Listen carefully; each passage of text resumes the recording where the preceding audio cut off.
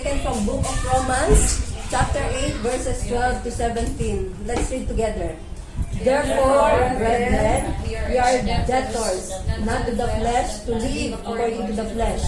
For if you live according to the flesh, you will die. But if the Spirit, you put to death the deeds of the body, you will live. For as many as are led by the Spirit of God, these are sons of God.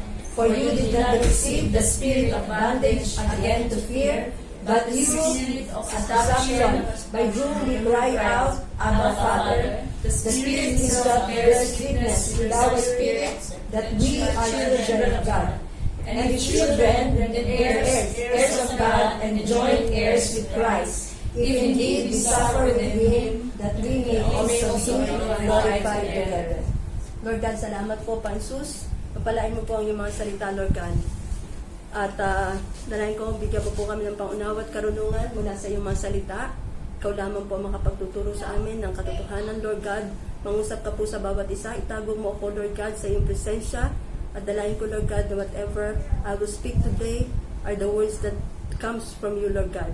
So that ang mga salita mo, Pansus, O Lord God, will bring, Lord God, healing upon sa mga soul, upon the bodies, O Lord God, and strength to our mind, O Lord God. Salamat po. Ang kapurihan po ang mais sa iyo. In Jesus' mighty name we pray. Amen. Amen. Praise God. So the message, pula tayo. The message of the Lord is entitled a spirit-filled, spirit-led life. Spirit-led. So the Bible, the scriptures na binasa natin, ang kahalagahan na tayong lahat bilang mga anak ng Diyos ay spirit-led. Bakit ba sinasabi ng Pansus na tayo ay dapat mamuhay as mga pinapatnubayan ng banal na espiritu? The Bible says in Romans 8 verse 14, for as many as are led by the Spirit of God, these are sons of God. So yung pala daw na pinapatnubayan ng banal na espiritu, siya yung mga anak ng Diyos. Ibig sabihin, merong mga pinapatnubayan. Kung merong pinapatnubayan ng Diyos, merong pinapatnubayan ng kaaway. Ibig sabihin is totally not led by the Spirit. So, pag sinabi nating Spirit-led ang isang tao, ito nga daw ay napakahalaga sa atin bilang mga anak ng Diyos, bilang mga bagong Kristiyano, bilang mga born-again Christian, because kapag tayo ay Spirit-led, tayo ay binibigyan ng tagumpay ng Panginoong Hesus. Spirit-led. Kasi habang tayo ay nandito sa katawang lupa na ito, habang tayo ay nasa katawang lupa, ang ating struggle is sa flesh. Ang ating struggle ay sa flesh, sa laman. Amen? Kaya ang sabi ng Biblia, doon sa sinabi na binasa natin ang scripture verse, wala raw tayong obligasyon na sundin ang laman. Ang obligasyon natin ay sundin yung espiritu. Pero habang tayo nga ay nandito pa sa katawan, lupa natin, tayo ay laging nag-i-struggle. Merong conflict kasi ang spirit at ang flesh. Kaya napakahalaga na sinasabi natin na we must all be led by the Spirit of God. At kapag daw tayo ay niled ng banal na espiritu, ito daw yung tanda na tayo ay mga anak ng Diyos, mga matured na Christian. So, kailan ba tayo naging mga anak ng Diyos? Sabi dito, we are children of God. Tayo ay naging mga anak ng Diyos nung tayo ay nakipag-unite kay Jesus Christ. Naging anak tayo ng Diyos kasi nga, ang bugtong na anak, ang Diyos anak ay tinanggap natin as our Lord and Savior. Kaya tayo naging mga anak ng Diyos. Hindi dahil sa magawa natin, kundi because tinanggap natin si Jesus Christ, the only begotten Son, sinugo ng Ama para mamatay para sa ating kasalanan. So when we are united with Jesus Christ as Lord and Savior, tayo daw ay mga anak na ng Diyos. Tinanggap natin ang Holy Spirit. Kaya ang Bible, sinasabi niya, tatanggap kayo ng kapangyarihan. You will receive power when the Holy Spirit comes upon you. So meron daw tayong tinanggap. Ang Holy Spirit ang tinanggap natin. Amen? Alam nyo ba na si Satan ay tinalo na ng Diyos tinalo na ni Jesus Christ. Kailan to tinalo ni Jesus Christ? On the cross of Calvary, si Satan ay dinisarmahan na. Dinisarmahan na siya ng kanyang kapangyarihan, ng kanyang authority. Kailan siya dinisarmahan ng power and authority? Nung si Jesus Christ ay napako sa cross, siya ay nagsuffer at siya ay muling nabuhay. Ang sabi sa Biblia, the Lord Jesus Christ have disarmed Satan. Kasi noong si Eva at si Adan ay nagkasala, yung kapangyarihan na ibinigay ng Diyos sa tao ay kinuha ni Satan. 'Di ba? Sabi sa Genesis, ano sabi niya ng Pangsus, take authority, take dominion over all. Dito daw sa kalawakan, sa tagata, sa karagatan, binigyan ng kapangyarihan ng Diyos ang tao, si Adan at si Eva. Pero nagkasala sila. Nung nagkasala si Eva at si Adan, yung kapangyarihan na yun ay kinuha ni Satan. Pero nung namatay si Jesus, alam niyo ba, nung namatay si Jesus, yung kapangyarihan na yun ay binawi na ni Jesus Christ. Kaya nung si Jesus Christ ay namatay, nagsuffer, muling nabuhay, sabi dito, in this way, He disarmed the spiritual rulers and authorities. Sino itong mga spiritual rulers and authorities? Si Satan at ang kanyang mga kampon. Pag sinabing disarm, wala na siyang atmas, parang ang pulis, di ba? Kapag ang pulis ay in authority, sila yung mga tinalaga ng Diyos in authority sa ating bansa. Pag dinisarmahan sila, wala na silang baril. Kinukuha sa kanila ang baril, kinukuha ang batuta, kinukuha ang mga taba, mga gamit nila. So, hindi na sila pulis, wala na silang authority. Ganon ang ginawa ng Diyos kay Satan.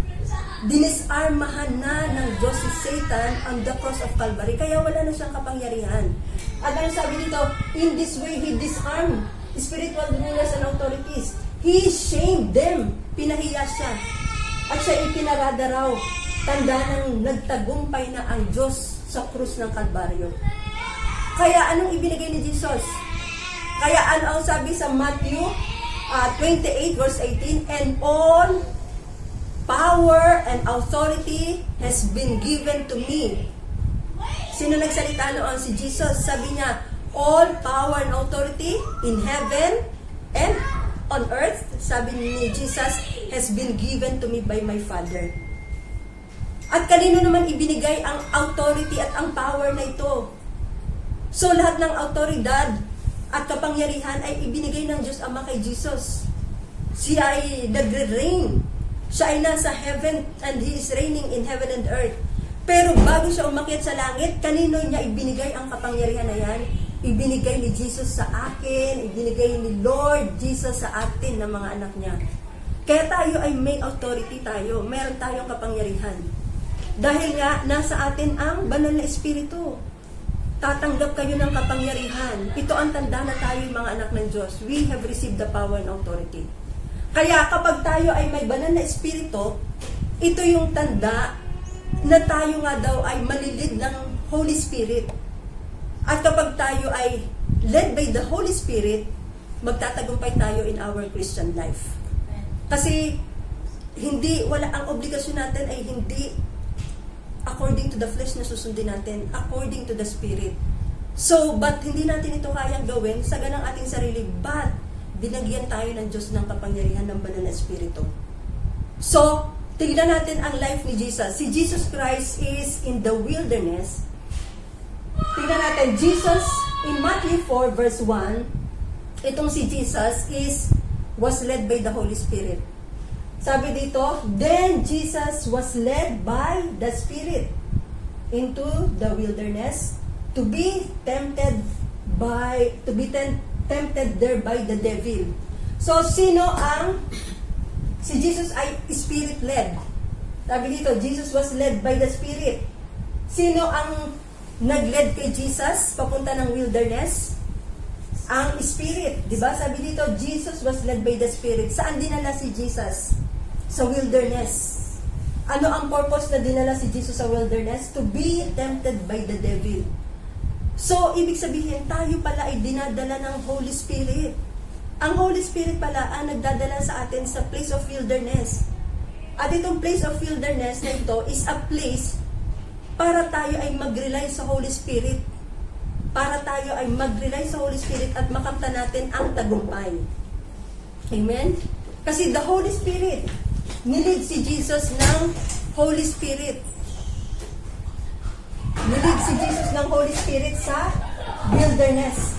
At ito nga, ang nag-lead ay Holy Spirit, pero ang purpose ay para i-tempt ng devil. So, ibig sabihin, hindi ang Diyos ang nag-tempt, kundi ang devil. Huwag daw sabihin ng sino man na kapag siya'y dumadanas ng pagsubok, siya ay tinutukso ng Diyos. Hindi, kasi ang Diyos ay hindi pwedeng tuksuhin ng kaaway. At ang Diyos din ay hindi nanunukso kahit kanino man. Amen? Pag tayo daw ay dumadanas ng pagsubok o anumang mga temptation, ito raw ay natutukso daw tayo nito kapag yung ating pagnanasa, kapag tayo ay napadala, napatangay tayo sa pagnanasa ng ating laman. At kapag ito daw, pagnanasa ng laman ay pumasok na sa ating puso, doon tayo nagkakaroon ng kasalanan, na bumibigay tayo. Kumbaga ay nadadala tayo ng laman. Kaya nga, importante yung sinasabi natin dito, we must be all led by the Holy Spirit. Because nga, meron tayong dinadala tayo in a place of wilderness. Ito yung place na kumbagay, tinetest ni Jesus, ng God, ang ating pananalig, ang ating pagsunod sa Kanya. At kapag tayo ay dinala dito ng Holy Spirit sa place of wilderness, katulad ni Jesus, na ang banal na Espiritu, si Jesus Christ, ay nagtiwala lamang sa kapangyarihan ng Holy Spirit. Kasi nga, ang tinanggap natin ay ang Holy Spirit sa buhay natin. So, paano tayo malilid na in the Spirit? Paano tayo magtatagumpay in the Spirit? Paano ba tayo malilid in the Spirit katulad ni Jesus Christ? Na siya ay nasa wilderness at siya ay tinempt nga ng devil. So, nakita natin ang gawa ng kaaway sa buhay natin. Kasi nga, ang kaaway is wala siyang ginagawa kundi ang ating paglago ay harangan niya. Ang ginagawa ng devil ay para tayo ay nakawan. Tayo ay i-steal ng buhay natin kay Jesus. I-destroy niya ang buhay natin. Wasakin niya yung mga takpan niya ang ating mga paningin at pandinig para hindi natin makita ang liwanag ng kanyang salita. Yun ang purpose at goal ni Satan sa ating mga buhay. Kaya nga tayo ay binigyan ng Holy Spirit so that tayo ay magtagumpay. At tayo ay ma-led into victory. Pero without tayo, sa ating ganang sarili, wala tayong magagawa on our own. Kaya katulad ng ginawa ni Jesus, He was led by the Spirit of God. At ano ang ginawa ni Jesus Christ? He was for 40 days and 40 nights, He fasted and very hungry. So, para pala tayo ay malid ng Holy Spirit, para pala tayo ay magtagumpay, kagaya ng Panginoong Jesus, na si Jesus Christ ay led by the Holy Spirit, tayo is, sabi dito, to be led by the Spirit is, tayo daw is, ang way ng Panginoon Jesus is to fast and to pray. Amen? Tingnan natin ang way ni Lord Jesus, to fast and to pray.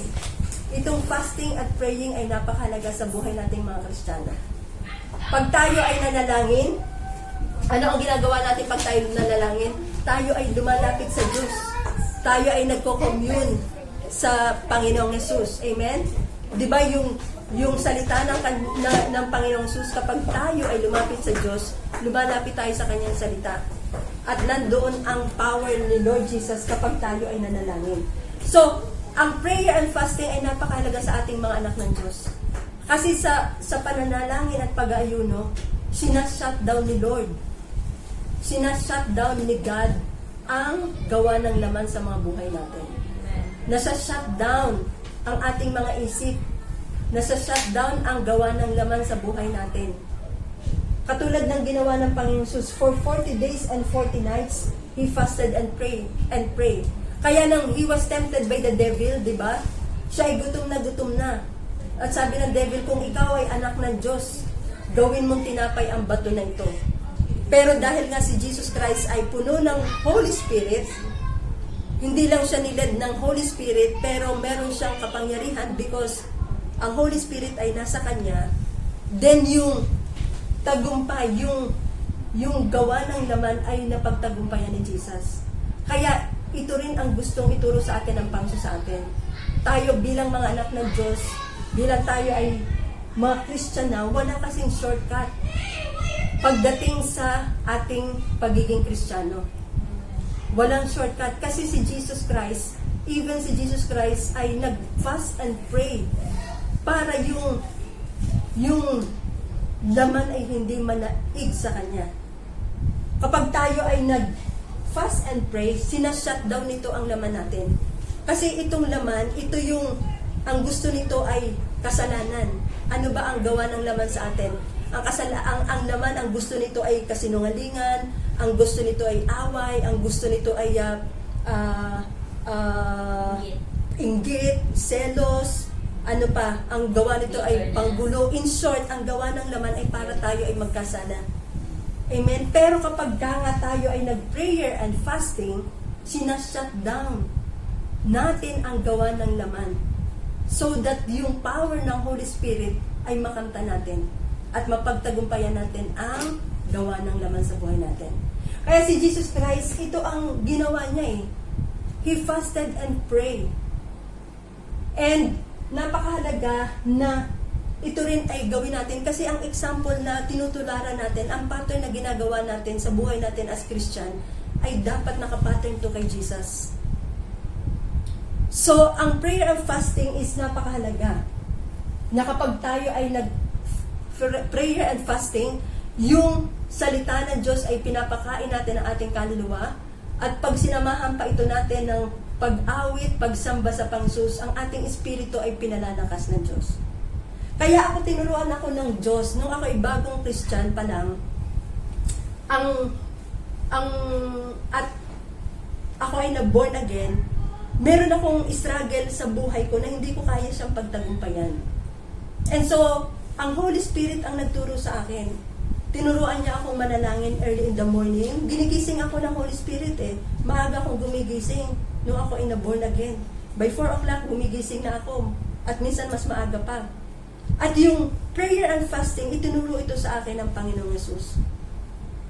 Dahil nga, meron tayong mga bagay sa buhay natin na hindi natin kayang pagtagumpayan. Katulad ko, yung area sa buhay ko na mahina ako, nung ako ay na-born again, hindi mo siya kayang pagtagumpayan in the flesh. Kaya kapag tayo ay nag-prayer and fasting, yung Holy Spirit ay pumapasok sa atin.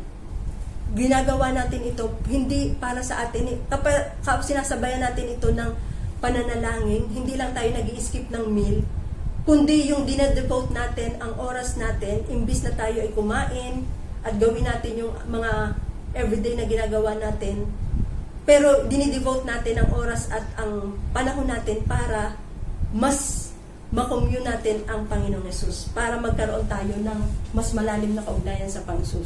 At yun nga ang ginawa ng Panginoon sa akin. Kasi nung born again Christian pa ako, ang trabaho ko ay split ang oras. 9 to 1, tapos papasok ulit ako ng 5 to 9. So, in between sa oras ko na yan, ng 1 hanggang 5 o'clock, nagpupunta na ako na sa park. Doon ako nag-i-spend ng panahon kay God. Hindi ako nauwi ng bahay kasi sa bahay, may kasama ako sa accommodation. Nag-i-spend ako ng panahon ko kay Lord.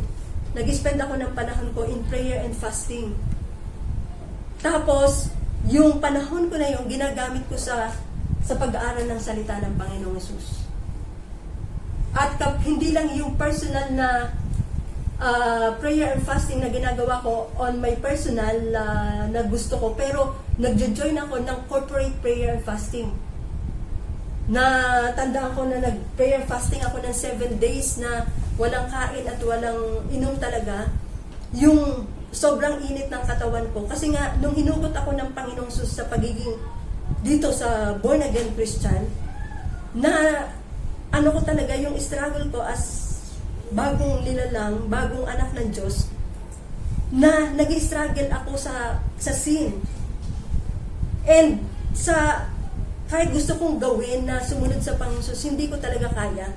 Kaya ang isang halaga ng prayer and fasting is isinusuko natin, sinashutdown natin ang gawa ng laman sa buhay natin. Kasi meron tayong weakness nung tayo born again pa. Na ngayon na tayo ay lumalakad bilang mga anak ng Diyos, tayo ay minsan ay natatalo yung laman natin, natatalo ang spirit natin. Kaya sabi, the spirit is willing pero ang body is weak. So kapag tayo ay nag-prayer and fasting, doon lumalakas ang ating spiritual na buhay. Kasi may weakness tayo eh. Nung hinugot tayo ni Lord as born again Christian, nandun ang weakness natin. At tulad, for example, may weakness tayo, ang kasalanan natin ay sexual sin. Tapos, for example, meron tayong suicidal tendency. Meron tayong mga spirit of anxiety. Meron tayong depression. Meron tayong mga pagsusugal, mga bisyo ng alak, sugal, sigarilyo, kasino, pambababae. Lahat ng klase talaga nagawa ng kaaway. Doon kasi tayo tinira ng kaaway. Pero dahil sa biyaya at habag ng Panginoon, tayo ay hinugot ng Diyos sa lahat ng mga karumihan natin. Pero dahil nga tayo mahina, at tayo ay nasa flesh pa rin na ito, hanggang tayo ay nasa flesh natin na ito, nilalabanan natin. Sabi doon, ang ating weapon is powerful. Kaya ang weapon natin na dapat natin gamitin para tayo ay magtagumpay sa buhay natin is katulad ng Panginoon, prayer and fasting. Kasi doon lumalakas ang ating espiritu kapag tayo ay mahina. At kapag tayo ay naglaan ng oras sa Panginoon, ang banal na espiritu ay ini-empower na tayo. Kaya anong sabi ni Lord? Na inililid tayo ng spirit so that hindi tayo mag-desire doon sa mga evil desires natin. Because nga tayo binigyan ng banal na espiritu, tayo yung mga anak na ng Diyos. So ang ating way para tayo ay magtagumpay at katulad ni Jesus Christ, He was led in the wilderness. Ano ba ang mga wilderness natin ngayon? Dinala ba tayo? Meron ba tayong mga wilderness in our life? Meron ba tayong place of wilderness? Nanilid ba tayo ng Holy Spirit para tayo ay magtagumpay dito? Hindi natin kaya yung pagtagumpayan. Kailangan natin ang power ng Holy Spirit. And one way para tayo ay magtagumpay dito nga sa wilderness experience natin na ito is prayer and fasting. Kaya sabihin natin, Lord, magsimula tayo sa isang meal. Lord Jesus, magpa-fast ako ngayong araw na ito. Hinihingi ko ang presensya mo. Hinihingi ko na bigyan mo ako ng kapangyarihan mo para anuman ang kahinaan ko ay ang Espiritu ang magbigay ng kalakasan sa akin. Ganon, simulan natin siya sa isang meal lang hanggang sa unti-unti ay makuha natin na tayo ay mag-spend na ng mas mahaba, maaring 2 meals na tayo. Kasi ang ginagawa ko every Saturday ngayon, ang prayer and fasting ako eh. Napakalaga kasi bakit ba gusto ng Diyos na tayo ay mag-prayer and fasting? Because gusto ng Diyos ma-form ang life ni Jesus Christ sa atin. Yun ang sinasabi dito. Ayan, sinasabi dito, James 1:14, but each one is tempted, tapos ito, sis pakiano dito.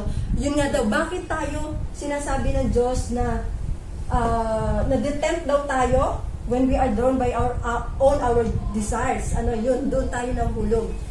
Kasi nga, yung ating evil desires, yung pagnanasa natin ay minsan tayo ay natatangay nito. Pero, ano siya sabi ko kanina, yung bakit gusto ng Panginoon na tayo ay maging spirit-led at ma-feel ng banal na espiritu? Because tayo yung mga anak na ng Diyos. At ang gusto ng Diyos ay ma-form sa buhay natin si Jesus Christ. Ang gusto ng Panginoon ay ang buhay ng Panginoon ang maisabuhay natin. Kasi mga anak na tayo ng Diyos. Kaya nga sinasabi, it is no longer I who lives, but Christ lives in me.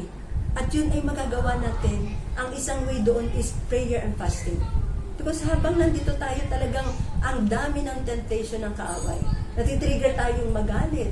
ginagawan tayo ng iba't ibang klase ng mga temptation sa buhay natin. Kaya, maglaan tayo ng oras sa pananalangin at sa pag-aayuno. Si Jesus Christ kasi ang ating pattern. At yun ang ginawa ni Jesus Christ na pattern para tularan natin. Hindi tayo magtatagumpay in this ating buhay na wala ang pananalangin at pag-aayuno. Kasi mahina ang ating laman.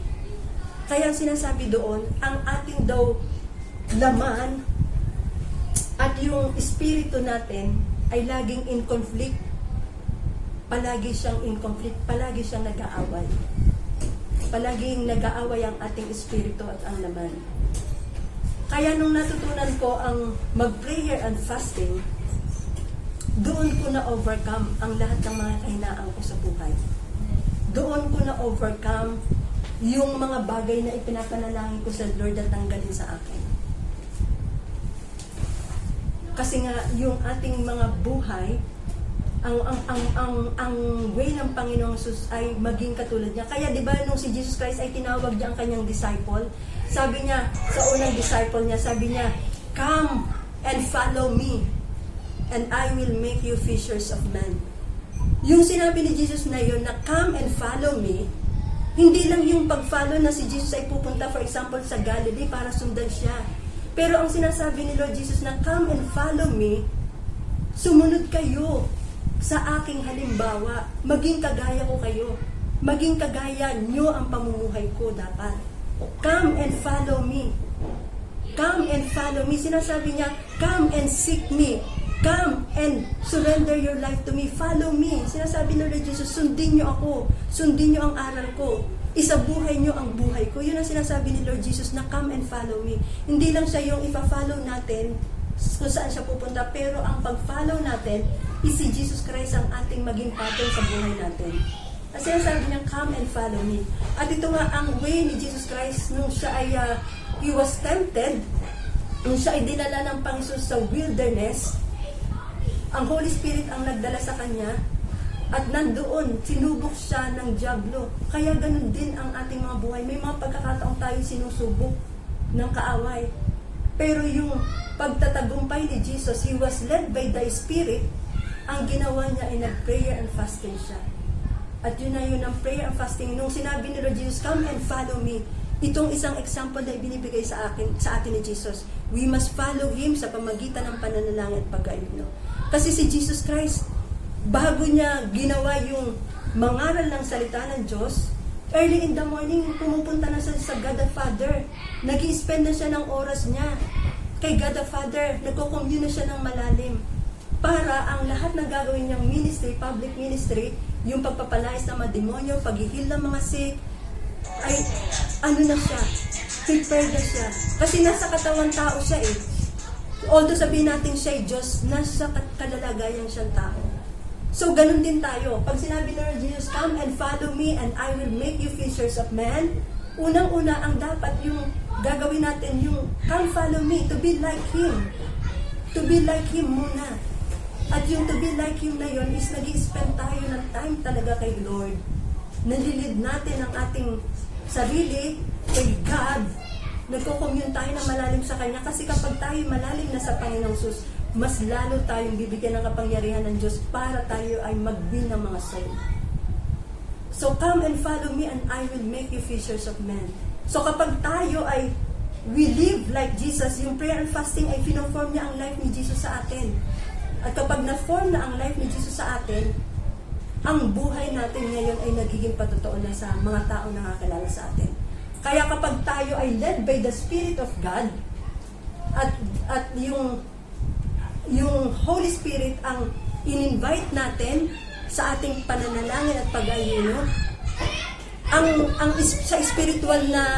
sa spiritual realm ay pinagtagumpay na tayo ni Jesus.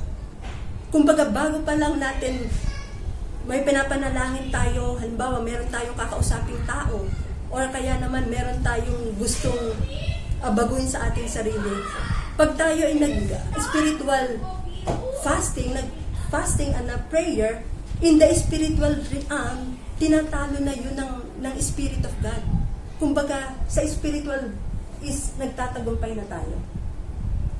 Kaya yung yung ating paglalaan ng oras sa prayer and fasting is napakahalaga. Kasi nga, yung gawa ng laman sa atin ay pinapatay ng banal na espiritu. Because without prayer and fasting, hindi natin kayang gawin. Amen? Ano sabi dito? John 6:63, it is the Spirit who gives life. The flesh profits nothing. The words that I speak to you are spirit and they are life. So sabi dito, the Spirit gives life. Ang Espiritu daw ang nagbibigay ng buhay. At yung sabi dito, ang flesh profits nothing. Kaya ibig sabihin, walang magagawa ang laman. Walang magagawa yung ating sariling kakayanan. Wala tayong magagawa kung wala ang Spirit sa atin. Yun ang sinasabi dito. At kaya sinasabi ng Panginoon dito, the words I speak to you are spirit and they are life. Kaya yung salita ng Diyos, kapag ito ay tinanggap natin, ang Espiritu ng Diyos ay nasa kanyang mga salita. Yung Espiritu ng Diyos ay palaging nasa kanyang mga salita. Kaya napakalaga yung confession ng mga salita ni Lord sa ating mga buhay. Amen? Kaya yun nga yung Spirit, kapag tinanggap natin ang kanyang salita, ang Spirit is life. So binibigyan niya tayo ng buhay. Ang Espiritu ang nagbibigay ng buhay sa atin. Amen? So napakahalaga yung salita na tinatanggap natin, palagi natin yan na i-aanin sa ating mga puso. Kasi nga daw, ang salita niya ay Espiritu. Kung nasan ang kanyang salita, nandun ang Spirit. Amen? Ano pa ang sabi dito? Bakit tayo kailangan, sabi dito, why we must live a life that is Spirit-led? Dahil nga daw, para tayo ay hindi mamuhay at mahalin natin ang mundo. Ano sabi dito? Sa 1 John 2:15, verse 16, do not love the world or the things in this world. If anyone loves the world, the love of the Father is not in him. So, sabi ng Panginoon Jesus, alam ni Lord kapag minahal natin ang sanlibutan, ang pag-ibig daw ng Diyos Ama sa atin ay manlalamig. Kapag tayo namuhay pa, na tayo ay makasanlibutan pa, ang pag-ibig ng Diyos, sabi dito, if anyone loves the world, the love of the Father is not in him. Kumbaga, yung ating pag-ibig sa Diyos Ama, pinupush out nito ang pag-ibig natin kay God the Father. Kaya God wants us na tayo ay maging Spirit-led. Mamuhay tayo sa patnubay ng banal na Espiritu. At yun nga, ang way noon is para tayo ay mamuhay na katulad ng Panginoong Jesus na palagi tayo nananalangin. Kasi kapag tayo ay nabuhay in the Spirit, saan tayo dadalhin ito? Kapag tayo nabuhay sa Spirit, dadalhin niya tayo sa ganitong gawain. Dadawin niya tayo sa paghayo. Dadalhin tayo ng Spirit sa pag-ibig sa kapwa. Dadalhin tayo ng Spirit sa kabanalan. Dadalhin tayo ng Spirit sa pagsunod. Dadalhin tayo ng Spirit sa Bible study. Dadalhin tayo ng Spirit sa ganitong mga gawain. Kaya ang gusto ng Diyos, kapag tayo ay mga anak na ng Diyos, we must all be led by the Spirit of God. Huwag tayong padidisib sa kaaway. Kasi ang kaaway, akala natin is okay, enjoy natin ang ating life. Pero kapag tayo ay nanghihina at nanlalamig na, hindi tayo mapapalakas ng mga gawa ng sa sanlibutan. Only ang tayo makapagbibigay ng lakas sa atin ay ang Spirit. Kaya marami ang nanghihina, lalo na ngayong mga pandemic. Lalo na ngayon na panahon ng nagsasuffer ang ekonomiya ng mundo. Kung wala si Jesus Christ sa atin, hindi tayo talaga mabibigyan ng lakas ng anumang mga bagay na pinagkakabahala natin.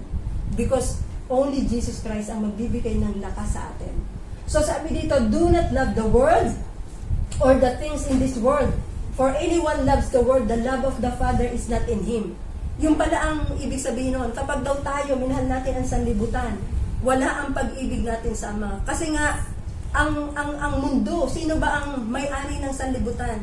Si Satan ang Diyos ng sanlibutan na ito. Kaya ang gusto ni God the Father, hindi natin mahalin ang mundo. Ang gusto ng God the Father, mahalin natin ang gawain ng Panginoon Jesus. Sabi dito, for all that is in the world, ano ba ang nasa world?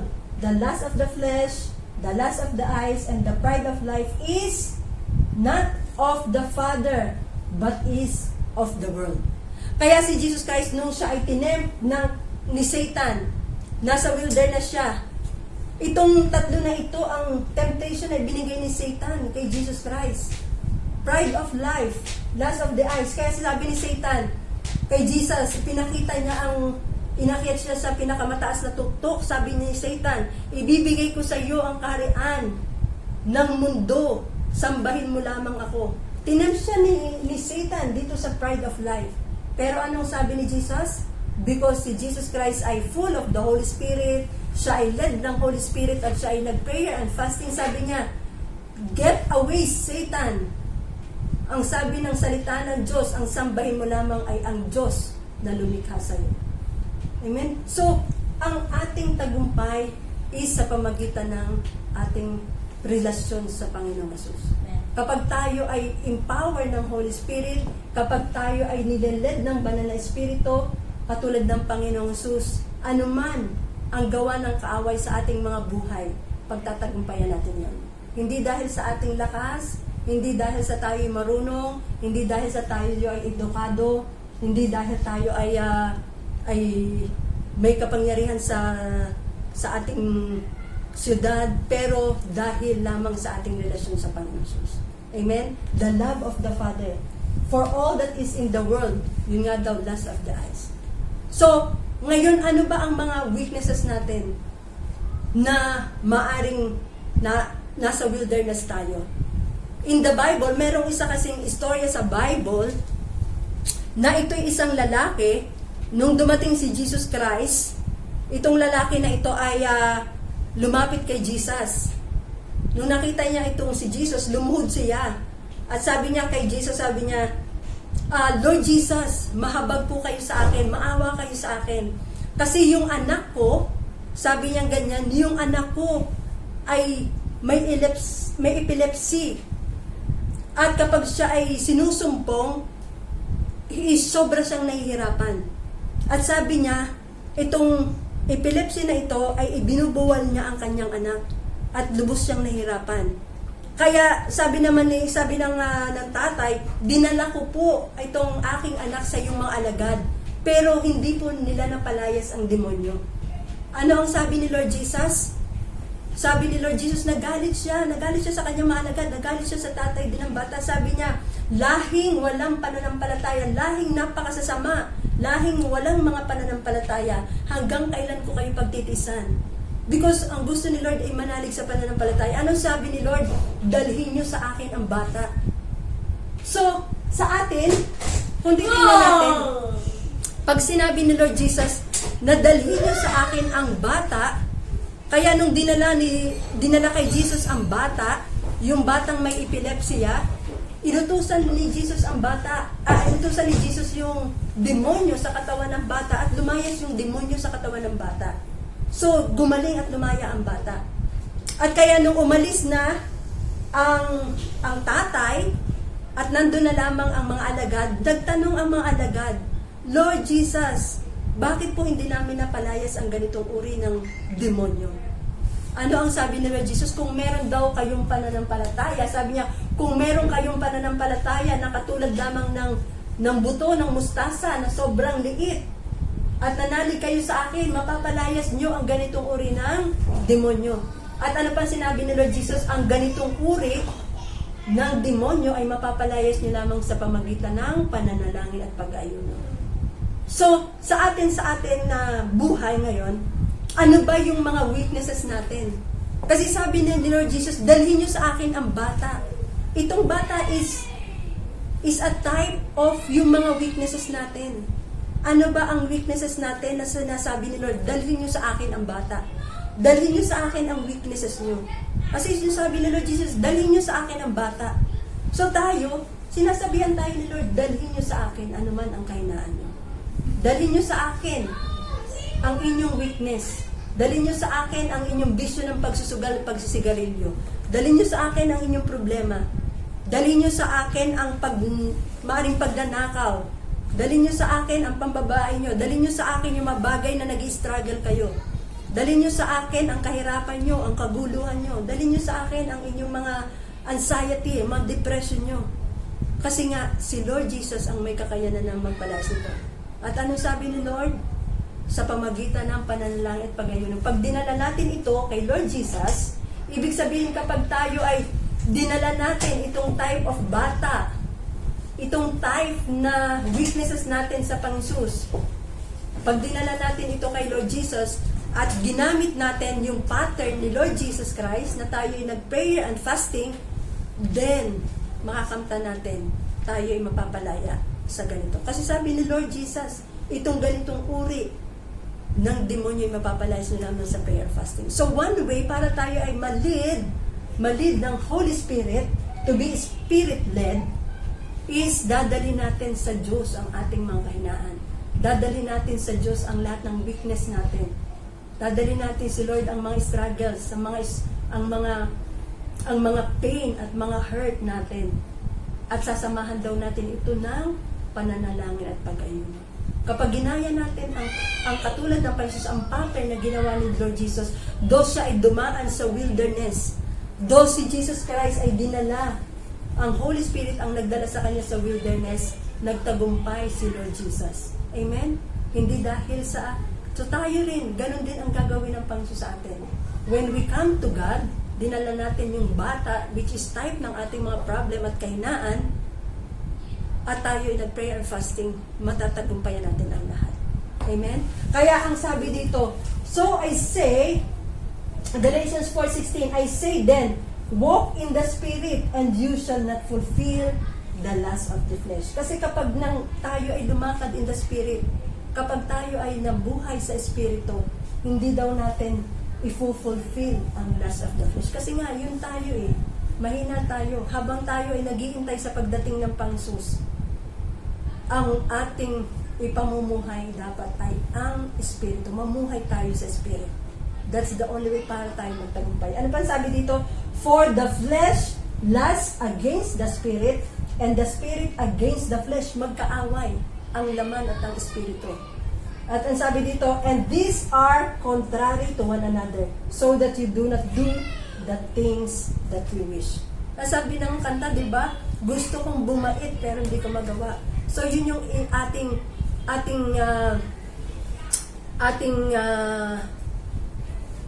ang ating gagawin na katulad ng Panginoon. The pattern ng Panginoon ay ginawa niya para nabuhay siya, para ipakita niya sa atin kung paano rin tayo mabuhay na kagaya niya. Because in this life, na lalo na tayo naghihintay sa Panginoong Jesus, ang ating victory ay sa pamagitan lamang ng Spirit of God. So kaya kung ano man yung type ng bata na yan na sinasabi ni Lord, dalhin niyo sa akin ang bata. Kasi nga hindi mapalayas ng mga alagad ng Diyos itong bata na ito. Sinasabi ni Lord Jesus, dalhin niyo sa akin ang bata. So ano mang bata yan, type of ating mga weaknesses in our life, type ng ating problems, sabi ni Lord, lumapit kayo sa akin, dalhin niyo ito. At ang sabi ni Lord Jesus, ang ganitong uri ng struggle, ganitong uri ng weaknesses in our life, magagawa lang natin ito sa pamagitan ng prayer and fasting. Kaya sabi ni Lord, kapag tayo raw ay namumuhay sa Spirit, matututo tayong magtanong sa banal na Espiritu. Kasi nung umalis na yung nanay ng bata, yung tatay ng bata, ang mga alagad, nagtanong na sila sa kay Jesus bakit po hindi namin mapalayas ang ganitong uri ng demonyo? So ganun din, kapag tayo ay led ng Spirit, matututo tayong magtanong sa Holy Spirit. At ano ang sagot ng Jesus? Ang ganitong uri ng demonyo, ganitong uri ay mapapalayas lamang sa pamagitan ng pananalangin at pag-ayuno. So kung tayo raw ay may pananalig, katulad ng buto ng mustasa na maliit at nanalig tayo sa Kanya, ang signs, wonders at miracles ay kakambal na ng mga sumasampalataya sa Kanya. Kaya't lahat, anuman yung mga weaknesses natin, dalhin natin ito kay Jesus. Tandaan na siya ay ating Panginoon at ating tagapagligtas. Amen? So whatever weaknesses na meron tayo, katulad ng sinabi ni Jesus, dalhin niyo sa akin ang bata, ilapit natin sa Kanya ang weaknesses natin. Yung ating mga struggles in life. Tandaan natin, when we walk in the Spirit, hindi natin mafulfill ang desire ng ating flesh. At to be led in the Spirit, katulad ni Lord Jesus, we must fast and pray para mapalayas natin o magtagumpay tayo in the Spirit. Amen? So, tandaan natin, si Lord Jesus lang ang ating Panginoon tagapagligtas. So, para sa mga bago, si Risa, at yung hindi pa maaaring tumanggap sa Panginoong Sus, si Jesus Christ is namatay. Ang ating Panginoon Sus ay tagapagligtas natin. Siya ay sinugo ng Diyos Ama para tayo ay iligtas. Saan tayo ililigtas ni Jesus Christ? Ililigtas niya tayo doon sa kabayaran ng ating kasalanan. Ano ang kabayaran ng ating kasalanan? Kamatayan. Kasalanan ay kamatayan. Kaya pumasok ang sakit, ang karamdaman, ang sumpa sa kasalanan dahil tayong lahat ay nagkasala. Pero si Jesus Christ ang ating Panginoon na tagapagligtas. Kaya nung si Jesus Christ ay namatay sa krus, dinala ni Jesus ang kasalanan nating lahat. Ang kasalanan mo, kasalanan natin. Kinuha ni Lord Jesus ang ating mga sakit at karamdaman. Kaya nung si Jesus Christ ay namatay, si Jesus Christ at muling nabuhay, hindi lang siya namatay, but siya ay nag-suffer. So that sa kanyang pag-suffer, hindi tayo ang mag-suffer sa impyerno. So it is the time now na tayo ay magpasalamat sa Diyos. Tayong lahat, hingin natin ang Panginoong Sus. So ano man yung mga weakness natin, tandaan natin na tanging ang Panginoong Sus lamang ang makakapag-empower sa atin upang mapalaya tayo sa lahat ng mga kahinaan natin. Sabi doon, we must pray and fast. So, I pray that the Holy Spirit will lead you and teach you to pray and fast. Gagawin nyo yan in your personal devotion kay Lord, in your personal relationship kay God. Because ito ang pattern na itinuro sa atin ni Lord. We must pray, we must fast. Because ang ating ang dikta ng laman, hindi natin yun ang susundin. So Lord God, maraming salamat po Ama sa oras na ito. Pinupuri ka namin, Panginoong Sus, sa kapangyarihan ng salita mo. And I pray and declare, Lord Jesus, that the power of the Holy Spirit, Panginoong Sus, ang banal na Espiritu po ay pinagkaloob mo sa amin. At ang kapangyarihan ng banal na Espiritu ay tinanggap namin dahil ito ang pangako mo, Lord God. Tatanggap kami ng kapangyarihan when the Holy Spirit has come upon us. Ama, salamat na sinugo mo po ang banal na Espiritu. Kaya't Lord God, ang dalangin ko po, bigyan mo kami ng obedient heart at tulungan mo na sundin namin ang banal na Espiritu, O Lord God, upang ang lahat ng gawa ng kaaway, Panginoon Sus, ay mapagtagumpayan namin in this life. Salamat Lord, hindi mo kami iniwan. Ang Espiritu ay pinagkaloob mo sa amin. Tanda na kami mga anak mo, Lord God.